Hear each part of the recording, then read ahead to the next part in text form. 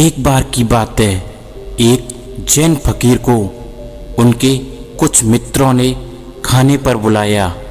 यह घटना जापान की है। 7 मंजिल की इमारत थी जहाँ पर वो सभी लोग ठहरे हुए थे। 7वीं मंजिल पर ही उस घर के मालिक ने सारी व्यवस्था करवा रखी थी। उस मालिक ने अपने और भी बहुत से दोस्तों और रिश्तेदारों को बुलाया था। सभी उस 7वीं मंजिल पर बैठकर उस जैन फकीर की बातें सुन रहे थे। तभी अचानक से भूकंप आ जाता है। जैसे ही भूकंप के झटके महसूस होना शुरू हो जाते हैं, सभी लोग वहाँ से उठकर भागने लगते हैं और दरवाजे और सीढ़ियों पर बहुत सारी भीड़ हो जाती है। वहाँ पर करीब 100 लोग थे। सभी लोग भाग रहे थे। वो मालिक भी भाग ही रहा था। तभी वो अचानक सीढ़ियों में फंस जाता है। तभी अचानक उसे याद आया कि कार्यक्रम के मुख्य अतिथि जैन फकीर तो कहीं दिख ही नहीं रहे हैं। कहीं वे कमरे में ही तो नहीं फंस गए हैं। वो उन्हें देखने वापस कमरे में गया। तभी उसने देखा तो वो देखकर दंग रह गया। वो जैन फकीर पंक्ति मारे आंख बंद किए एकदम शांत चित्त में बैठे हुए थे। ऐसा लग रहा था जैसे बुद्ध की शांति से भरी प्रतिमा हो। चारों तरफ हाहाकार और हल्ला मचा हुआ था। सभी लोग अपनी जान बचाकर इधर उधर भाग रहे थे। बिल्डिंग में भी भूकंप के झटके महसूस हो रहे थे, लेकिन यहाँ ये फकीर तो बिना विचलित हुए ध्यान में मग्न थे। उस फकीर के चेहरे की शांति उस मालिक को अपनी ओर चुंबक की तरह खींच रही थी। फिर वह मालिक भी फकीर के सामने बैठ गया। फकीर के पास भूकंप आया और चला गया। कुछ देर बाद जैन फकीर ने अपनी आंखें खोली और भूकंप की वजह से जिस जगह पर उनकी बात रुक गई थी, उसी जगह से उन्होंने अपनी बात को दोबारा शुरू किया। मालिक ने कहा, महाराज, अब मुझे कुछ भी याद नहीं है कि हम क्या बात कर रहे थे और कहाँ पर हमारी बात रुक गई थी। सारे शहर में हाहाकार मचा हुआ है। सभी लोग अपनी अपनी जान बचाकर भाग रहे हैं। इतना बड़ा भूकंप, इतना बड़ा झटका आया था। अब तो इसके बाद मुझे ये भी याद नहीं है कि हम किस बारे में बात कर रहे थे। इसलिए आप कृपया करके वो बातें दोबारा शुरू ना करें और अब वो बातें मैं आपसे पूछना भी नहीं चाहता हूँ। अब तो मैं आपसे कुछ और ही पूछना चाहता हूँ। फिर मालिक बोला, महाराज, एक बात बताइए कि भूकंप आने पर हम सब भागे, पर आप क्यों नहीं भागे? तभी जैन फकीर ने कहा, भागा तो मैं भी था, लेकिन तुम सब बाहर की तरफ भागे और मैं भीतर की तरफ भागा। जिसे जहाँ सुरक्षित महसूस हुआ वो वहाँ भागा। लेकिन तुम्हारा बाहर की तरफ भागना व्यर्थ था। भूकंप यहाँ भी है, भूकंप 6ठी मंजिल पर भी है और भूकंप 5वीं मंजिल पर भी है, भूकंप 4थी मंजिल पर भी है, भूकंप बिल्डिंग में भी है। 4थी मंजिल वाले भी भाग रहे हैं और 3री मंजिल वाले भी भाग रहे हैं। जो सड़कों पर हैं वो बिल्डिंग की तरफ भाग रहे हैं और जिसे जहाँ सुरक्षित लग रहा है वो वहाँ भाग रहे हैं। मैं भी भागा, अपने भीतर की तरफ भागा। मुझे अपने भीतर भागना ही सुरक्षित लगा। मैं अपने मन के भीतर एक ऐसी जगह जानता हूँ जहाँ कोई भूकंप पहुँच ही नहीं सकता।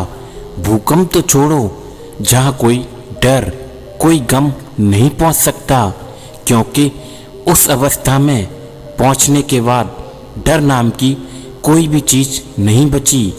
मैं तुमसे झूठ नहीं कहूँगा कि मैं नहीं भागा, मैं तुमसे झूठ नहीं कहूँगा कि मैं नहीं भागा।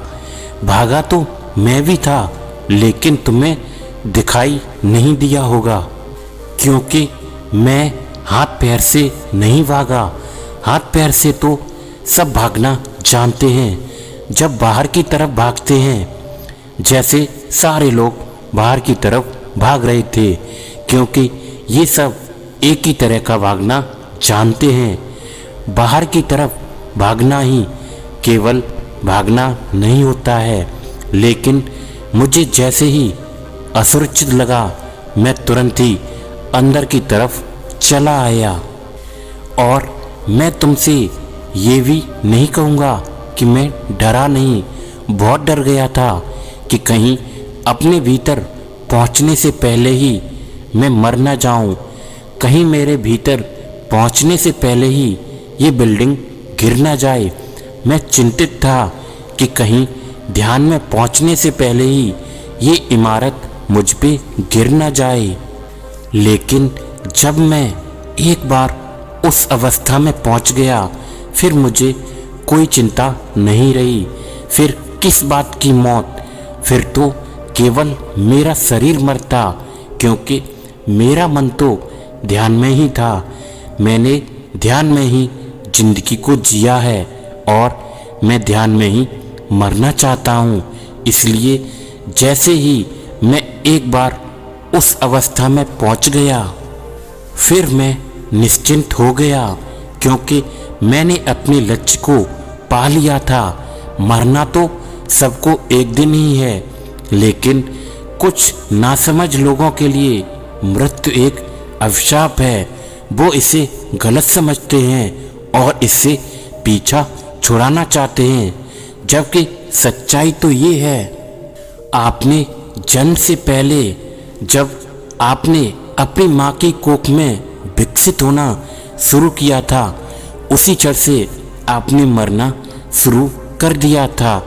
हर दिन बीतने के बाद आप मृत्यु के और करीब पहुंचते चले जाते हैं।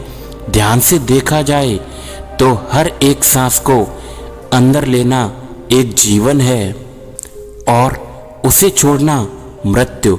जिस प्रकार सूर्य का उदय होना इस बात को पक्का कर देता है कि उसका अस्त भी होगा, उसी तरह हमारा जन्म भी इस बात का संकेत होता है कि एक दिन हम सभी को मृत्यु को प्राप्त हो जाना है।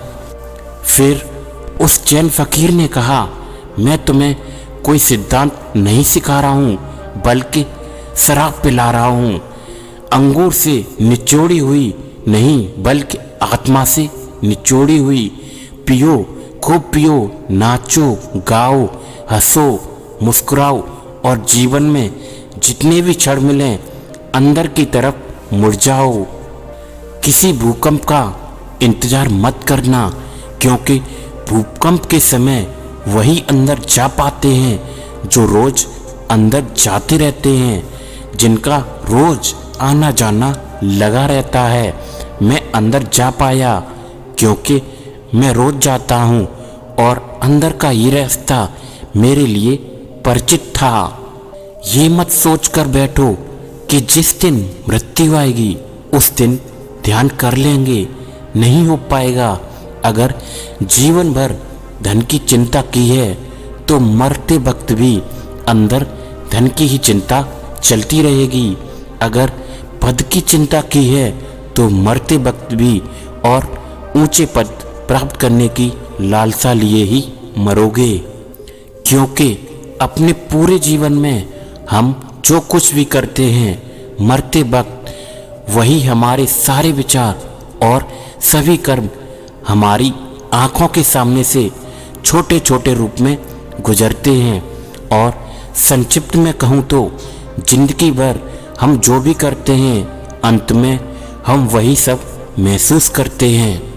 और अगर हमने पूरी जिंदगी भर किसी को दुख पहुंचाया है तो अंत में भी हम उसके पश्चाताप में ही दुखी होकर मर जाएंगे। और अगर हमने जिंदगी भर अच्छे काम किए हैं तो अंत समय पर भी हमारे पास विचार के लिए अच्छी यादें होंगी और हम खुशी खुशी इस दुनिया को अलविदा कहेंगे। फकीर ने उस मालिक से कहा, अगर तुम ध्यान में मरना चाहते हो तो ध्यान में जाना, ध्यान को जीना शुरू कर दो ताकि मरते समय तुम्हें अपने भीतर जाने में तकलीफ ना हो और तुम ध्यान में ही इस दुनिया को अलविदा कह दो।